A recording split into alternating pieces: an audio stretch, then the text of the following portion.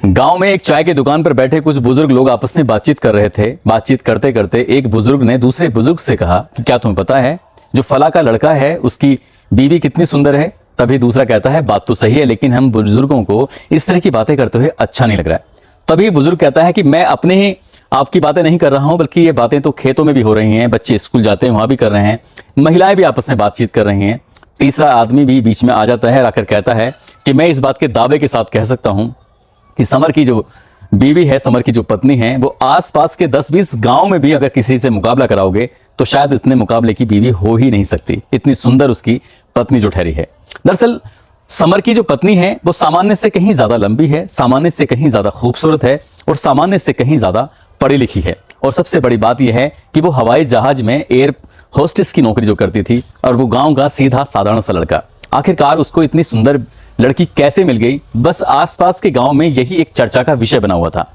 अब न केवल चर्चा गांव में थी, बल्कि ये चर्चा अखबारों के माध्यम से, टेलीविजन के माध्यम से न केवल जिले की सीमाओं को पार करती है, बल्कि प्रदेश और देश की सीमाओं को भी पार कर जाती है। जब लोगों को यह पता चलता है कि समर की शादी कैसे हुई थी, तो लोग इस शादी को लेकर गुदगुदा भी रहे थे, और साथ ही इसमें एक गलत काम भी हुआ था, उसको लेकर लोग परेशान भी थे कि उसने इतनी खूबसूरत बीवी के साथ ऐसा नहीं करना चाहिए था। आदाब, नमस्कार, सत श्री अकाल। मैं उस्मान सैफी। आज की जो सच्ची घटना मैं आपको सुनाने जा रहा हूं, ये सच्ची घटना है बिहार प्रदेश का एक जिला है पूर्णिया। बात कर रहा हूं 6 जनवरी 2022 की शाम लगभग 5 बजे के आसपास। पुलिस कंट्रोल रूम को फोन पहुंचता है। फोन पर कहने वाला व्यक्ति कहता है कि जिनकी तलाश है तुमको, दरअसल वो व्यक्ति, कुछ लोग बैठकर आज एक पार्टी करने वाले हैं। रात के 8 बजे फला जगह है, इतने लोग शामिल होंगे। पुलिस को जैसे ही ये बात पता चलती है, देश की राजधानी को फोन किया जाता है, उच्च अधिकारियों से बातचीत की जाती है, और उच्च अधिकारियों की टीम साथ ही पूर्णिया जिले की टीम मिलकर एक संयुक्त रूप से अभियान चलाते हैं। और अभियान चलाने के बाद जहां पर पार्टी की शुरुआत होने वाली थी, कुछ ही देर में पुलिस ने उसे चारों तरफ से घेर लिया, और पुलिस ने चारों तरफ से घेर कर वहां से कुछ लोगों को हिरासत में लिया। हिरासत में लेने के बाद एक व्यक्ति कुछ अलग था, और उसी पर यह पूरी कहानी फिर केंद्रित हो जाती है। दरअसल उस व्यक्ति का नाम होता है समर घोष, जो कि 10वीं का छात्र रहा है, पास आउट हो जाता है। और उसके बाद जब उससे बातचीत करते हैं, तो बातचीत करने के बाद कुछ वो ऐसी बातें बताता है जिसको सुनने के बाद पुलिस वाले भी हैरान थे। उसके बाद फिर अखबारों में और टेलीविजन पर यह घटना फिर सुर्खियां बटोरने लगती है। दरअसल बात ही कुछ ऐसी थी। उस लड़के से जब बातचीत चल रही थी, वो सामान्य से एक लड़का और सब्जी की दुकान चलाया करता था, सब्जी घर घर जाकर बेचता था, और सब्जी बेचते बेचते वो अचानक ही करोड़पति बन जाता है। और करोड़पति बन जाता है, उसके करोड़पति बनने के कारण जब पुलिस पूछती है, तब वो बताता है, वाकई उसकी कहानी बहुत रोचक होती है। दरअसल वो लड़का कहता है कि वो रहने वाला है पश्चिम बंगाल का एक जिला है दिजनापुर, उत्तर दिजनापुर, और साथ ही उसका गांव लगता है रटहर दानीगाछी हौसा। दरअसल वहां का लड़का रहने वाला। इसके पिताजी चतुर्थ श्रेणी कर्मचारी, और वो पास का ही एक जगह है इस्लामपुर के पास, वहां जल संसाधन विभाग में उसके पिताजी चपरासी के तौर पर काम कर रहे थे। लड़का पढ़ने लिखने में ज्यादा होशियार नहीं था, इसलिए उसने अपना गांव छोड़कर वो बाहर चला जाता है। और उस वक्त कौन जानता था कि पूरे देश में लॉकडाउन लग जाएगा। बात कर रहा हूं मार्च अप्रैल 2020 की। पूरे देश में लॉकडाउन लगा हुआ था, सभी लोगों को घर में कैद रहने की इजाजत दी हुई थी, कोई भी घर से बाहर नहीं निकलेगा। अब ऐसी कंडीशन में, ऐसी बात में ये समर घोष करे तो करे क्या, मजदूरी मिल नहीं रही थी, पेट पालने के लिए इसको कुछ करना था। तभी इसने एक ठेला बनवाया। ठेला बनवाने के बाद सब्जियां खरीद कर उस पर रखता था, और गांव गांव गली गली घूमते हुए शहर शहर जहां भी उसको मौका लगता था, वहां आवाज लगाकर सब्जियां बिका करता था, सब्जी बेचता था। उसकी सब्जियां खरीदने के लिए महिलाएं क्या, पुरुष क्या, हर तरह का आदमी उसके पास आता था। लेकिन अक्सर लोग उससे एक ही सवाल किया करते थे कि भाई सब्जी के साथ कुछ और भी मिल सकता है क्या। वो कहता था कि सब्जी ही बेचता हूं, इसके अलावा तो कुछ बेचता नहीं हूं। तभी 1-2 लोगों ने उससे डिमांड की, यदि तुम शराब की व्यवस्था करा सकते हो तो शराब भी बेचा करो। वो लड़का परेशान हो जाता है, सोचता है कि भाई साहब कैसी बात कर रहे हो, आप तो जानते हो सन 2016 से बिहार प्रदेश में शराब पर पूर्ण तरह से पाबंदी है, यहाँ बेचना कानूनन अपराध है। तभी वो कहता है कि इसलिए तो सब्जी की दुकान से शराब की मांग कर रहे हैं, अगर आप सब्जी की दुकान से शराब बेचोगे तो किसी को शक भी नहीं होगा। इसके दिमाग में बात आ जाती है। तभी वो किसी से संपर्क करता है। संपर्क करने के बाद कुछ शराब की बोतलें खरीद कर अपने उस सब्जी वाले ठेले पर रखता था, और एक बोतल बिकती है पहले दिन। इस हिसाब से उसकी लगातार बोतलें बिकनी शुरू हो जाती हैं। जो उसकी सामान्य एक रेट होते थे, उस सामान्य रेट से कई गुना रेट पर वो बोतल बेचता था, और यहां से उसके पैसे कमाने की शुरुआत होती है। सब्जी में उतनी इनकम नहीं हो रही थी, लेकिन सब्जी के सहारे से वो शराब जो बेचा करता था, उससे इनकम कहीं ज्यादा हो रही थी। उसके बाद उसने यहां से एक शुरुआत करता है, और धीरे धीरे करके शुरुआत उसकी कुछ ज्यादा हो जाती है। अब ना केवल पूर्णिया जिले में उसकी शराब बेची जा रही थी, बल्कि आसपास के जो जिले होते हैं, अररिया, सुपौल, समस्तीपुर, दरभंगा, कटिहार, यहां पर उसने शराब को सप्लाई करना शुरू कर दिया। पहले उसने 4-6 बोतलों से शुरू किया था, उसके बाद छोटी गाड़ी उसने खरीदी, छोटी गाड़ी के बाद उसने ट्रक खरीदे, ट्रक के बाद उसने लगातार इस तरह से काम कर रहा था। और जब जब उसे पुलिस वाले उसके पीछे पड़ते थे, यानी कि उसकी गाड़ियों को पकड़ने की कोशिश करते थे, एक नाम बड़ा तेजी के साथ उभर रहा था, इसलिए पुलिस वाले उसको तलाश कर रहे थे, उसको ढूंढ रहे थे। आखिरकार वो मिल तो जाता है, लेकिन पुलिस इसके संबंध में जब जांच पड़ताल करती है तो वाकई कई चीजें चौंकाने वाली आती हैं। दरअसल उसने हवाई जहाज से सफर किया था, और सफर करता है वो ये बागडोगरा एक इंटरनेशनल एयरपोर्ट से। यहां से वो दिल्ली का सफर करता था। क्यों करता था? पुलिस वाले उससे बातचीत करते हैं कि हमने जब तुम्हारा इतिहास खंगाला, हमने तुम्हारे बारे में जब जानकारी जुटाई, तो ये तुम्हारे लगातार कुछ इस तरह की बातें हैं कि तुम लगातार सफर कर रहे थे, एक साल में तुमने 50-60 से ज्यादा बार सफर कर लिया, क्या बात थी? जब इसने ये वाली बात बताई तो सबके सब लोग हैरान थे, परेशान थे। दरअसल वो सब्जी बेचने से करोड़पति तो बन ही चुका था, लगातार शराब के धंधे में जाने के बाद शराब माफिया के नाम से वो जाना जाने लगा था। एक दिन वो अपने सर के ऊपर से गुजर रहे हवाई जहाज को देख रहा था, और देखते देखते अपने एक पड़ोसी से कहता है कि काश हम भी हवाई जहाज में बैठते तो कितना मजा आता। वो दूसरा कहता है कि हवाई जहाज में बैठना भी कोई बड़ी बात होती है क्या? तभी वो कहता है कि अरे भाई कैसे बैठ सकते हैं, हमें तो पता ही नहीं है कुछ। लड़का ज्यादा पढ़ा लिखा था नहीं, पैसे उसके पास थे, अच्छा पहनना, अच्छा खाना, अब सब कुछ उसकी जिंदगी में अच्छा चल रहा था। एक दिन उसने ये जो हसरत थी हवाई जहाज में बैठने की, वो बागडोगरा इंटरनेशनल एयरपोर्ट से शुरू की, और लगभग 14.5 किलोमीटर का सफर था। उसने इकोनॉमी का टिकट लेता है, और टिकट लेने के बाद हवाई जहाज में बैठ जाता है। पहली बार बैठा था, थोड़ा घबराहट सी थी।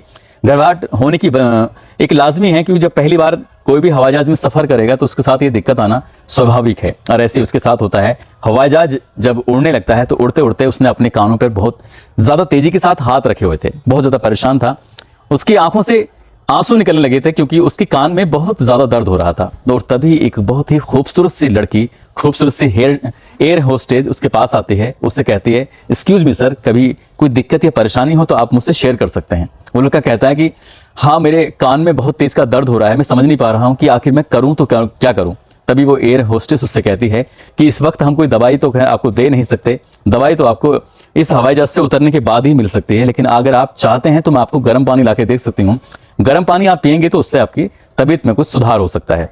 ठीक वैसे ही हुआ, उस लड़की ने लाकर उसको गर्म पानी दिया, और जिस तरह से उसकी कान के दर्द को ठीक करने में वो मदद कर रही थी, वैसे ही वो हैरान था, परेशान था। पहली बार उसका सफर था। वो परेशान इसलिए था क्योंकि लगातार उसके कान में दर्द हो रहा है, और हैरान वो इसलिए था कि सामने एक बहुत ही खूबसूरत लड़की है जो उसकी ये लगातार मदद कर रही थी।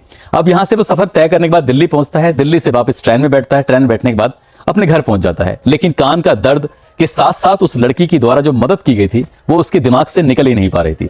ऐसा लगा लव एंड फर्स्ट साइट, मतलब पहली नजर में ही उस लड़की से उस लड़के को, समर घोष को, प्यार हो जाता है।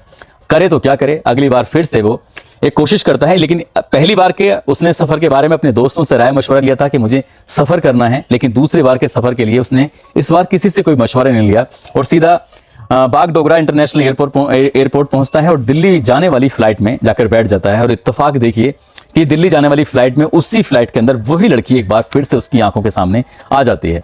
लेकिन उस लड़की के लिए यात्री एक आम बात है, क्योंकि वो डेली इस तरह से अपने हवाई जहाज में सेवाएं देती हैं, उनके लिए कोई बहुत बड़ी बात नहीं थी। लेकिन लड़का लगातार उसको देख रहा था।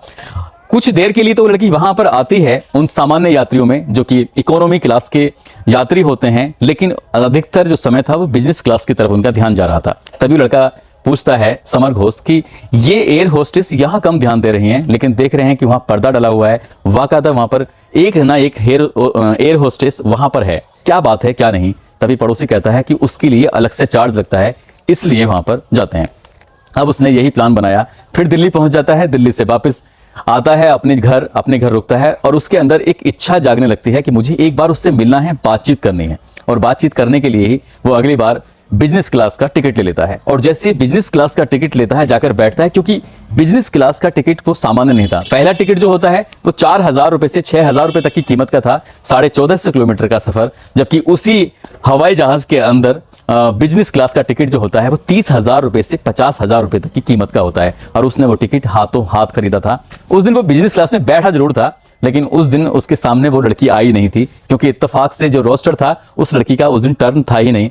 वो बड़ा परेशान होता है कि जिसके लिए उसने बिजनेस क्लास का टिकट लिया है वो लड़की है ही नहीं, तो करे तो क्या। उसके बाद वो अपने उसी जगह जो एयर होस्टेस होती हैं उनसे पूछता है कि मैडम एक लड़की देखी थी, उसकी कुछ पहचान बताता है, और पहचान बताने के बाद उसके बारे में पूछता है, तो एयर होस्टेस कहती है आज वो लड़की नहीं आई है, आज उसका टर्न नहीं था, आज किसी और का टर्न है। अब लड़का परेशान होता है, यहां से उसका सिलसिला शुरू होता है, और उसके बाद फिर उसने इसी जगह पे लोगों से जान पहचान बनाई, और जान पहचान बनाने के बाद ये कोशिश करता था कि आखिरकार किस दिन वो लड़की की ड्यूटी होगी, और उसी दिन आखिर वो टिकट की व्यवस्था करता था। टिकट सामान्य नहीं मिलता था, तो सामान्य से कहीं ज्यादा पैसे खर्च करने के बाद वो टिकट बिजनेस क्लास का लेता ही था। कभी कभी ऐसा भी होता था कि उस बिजनेस क्लास की उस जगहों पर कोई बैठा नहीं होता था, खाली अकेला बैठा होता था, और यहां से वो लड़की कई बार जब उससे मिलती थी, मिलते मिलते ही बातचीत करने लगता था। तभी वो लड़की एक दिन से सवाल पूछ बैठती है कि सर आप बहुत सफर करते हैं, क्या काम करते हैं, क्या बिजनेस करते हैं? तभी वो लड़का कहता है कि मैं असल में बिजनेस जो करता हूं वो बिहार में करता हूं, लेकिन सफर जो करता हूं वो सिर्फ तुम्हारे लिए करता हूं, मुझे तुमसे प्यार जो हो गया है। लड़की जब ये बात सुनती है, शुरू में उसे अचंभा लगता है, यकीन नहीं होता कि आखिरकार ऐसी कैसी बात कर रहा है, लेकिन लगातार उसका सफर जारी था। और जब सफर, लड़की भी उसे मिलती थी, वो भी उसे मिलता था, आखिरकार लड़की उसकी जिद के सामने हार जाती है। तभी वो लड़का उसको शादी का इजहार कर बैठता है, कहता है कि मैं तुमसे शादी करना चाहता हूं, मैं तुमसे प्यार करता हूं, और मैं तुम्हें अपनी जिंदगी की अर्धांगिनी बनाना चाहता हूं। लड़की तैयार हो जाती है, और दिलचस्प बात यह होती है, उत्तर प्रदेश के जिला बुलंदशहर की रहने वाली ये लड़की जो एयर होस्टेस थी उस हवाई जहाज के अंदर, उस लड़के को दिल दे बैठती है, उसी से प्यार कर बैठती है, और उसी से शादी कर बैठती है। लेकिन वो नहीं जानती थी कि आखिरकार वो कैसे हवाई जहाज का सफर कर रहा है, कैसे वो करोड़पति है। उसने उसके बारे में ये जानने की कोशिश नहीं की कि वो लड़का क्या काम करता है और क्या काम नहीं करता है।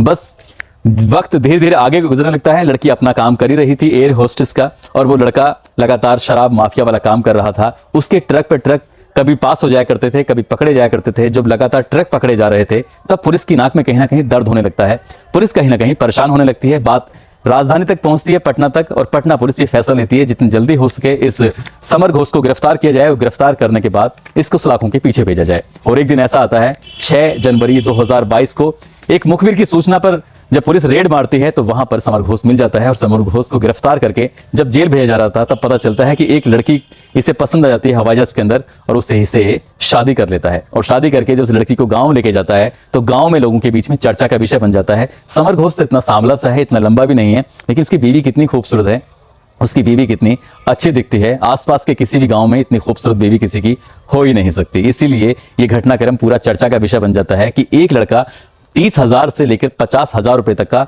टिकट लेता था, सफर करता था, जबकि उसी हवाई जहाज के अंदर इकोनॉमी का टिकट 4,000 से 6,000 रुपए तक का मिल जाया करता था।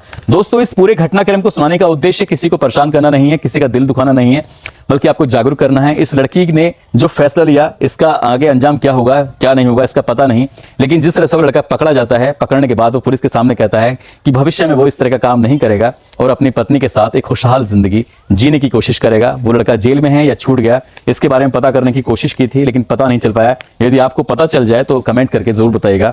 और जाते जाते कुछ लोगों के जन्मदिन है, जिसमें संतोष कुमार हैं, संभव राठौर हैं बदायूं से, रिहाना सैफी हैं, शिवजोत ठाकुर हैं हरियाणा से।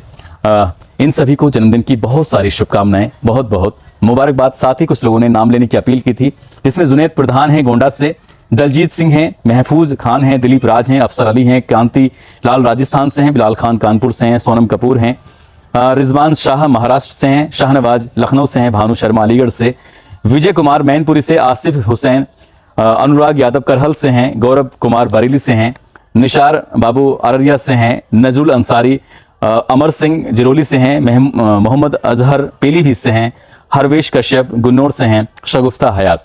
इन लोगों ने नाम लेने की अपील भी की थी। साथ ही कुछ लोगों के कमेंट बहुत अच्छे होते हैं, इसलिए उन लोगों के नाम लिए जाते हैं। यदि आप भी चाहते हैं कि आपके भी नाम लिए जाएं, तो आप भी कमेंट करके अपील कर सकते हैं। आप सब लोग अपना ख्याल रखें, सुरक्षित रहें। जय हिंद, जय भारत।